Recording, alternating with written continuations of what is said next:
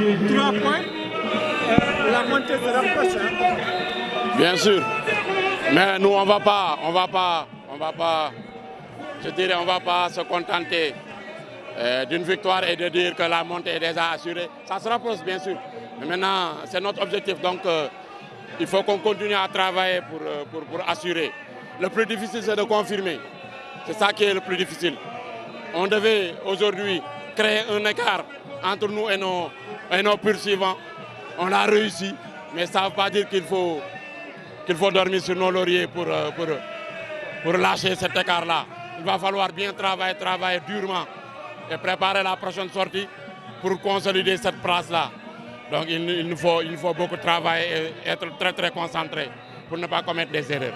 3 points sur le premier, 6 points sur le deuxième, c'est pas mal quand même pour le 5. Ouais, c'est bien, c'est ce qu'on avait dit aux gosses, qu'il ne fallait pas louper ce match-là.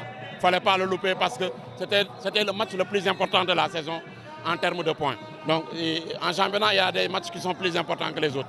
Celui-là, il faisait partie des matchs les plus importants. Donc on l'a compris, et on a travaillé durement cette semaine-là. Et les dirigeants nous ont mis aussi dans les meilleures conditions pour qu'on soit le jour J prêt physiquement, en gardant les garçons en stage fermé. Et pour veiller sur leur récupération, on l'a fait et ça a payé aujourd'hui. Ah, bien sûr, c'est ce qu'on avait dit. Parce qu'on sait qu'il nous reste de gros calibres.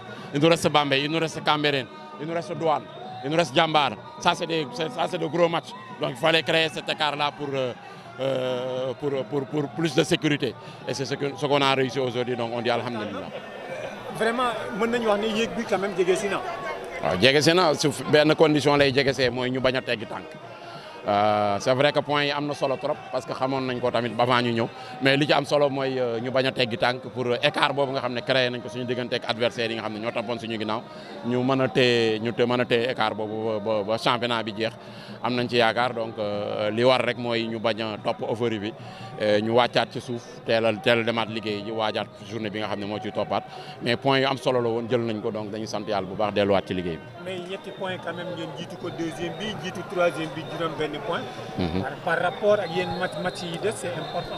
match yi important la sax parce que waxoon nañ ko xale yi dafa am diggante boo xam ne ñun pratiquement suñu poursuivants yi lañ ciy dajal benn diggante bu ndaw la donc il y a 5 matchs yoo xam ne suñu poursuivants yi ñoo fa tegaloo donc ça veut dire que match yu méttee lay doon te loolu bu ñu ko bëggee waajal donc dañuy fexe ba bii bañ ñu rëcc comme ça ñu mën a am écart bu baax ba nga xam ne poursuivants yooyu ak lu fa mën a xew dina fekk créé woon nañ benn écart bi avant ñuy daje ak ñoom donc moom lañ xam moo tax ñu reyante parce que xamoon nañ ne match bii moo gënoon am importance ci championnat bi pratiquement ci booy jël compte bi booy jël nombre de points yi match bii moo ci ëppoon solo donc moo tax ba vraiment il fallait que ñu réussir nañ ko góorgóorlu nañ ci ba vraiment li ñu bëggoon muy créer écart am nañ ko donc dañuy sant yàlla bu baax delluwaat préparer tranquillement Djambar avec beaucoup de sérénité.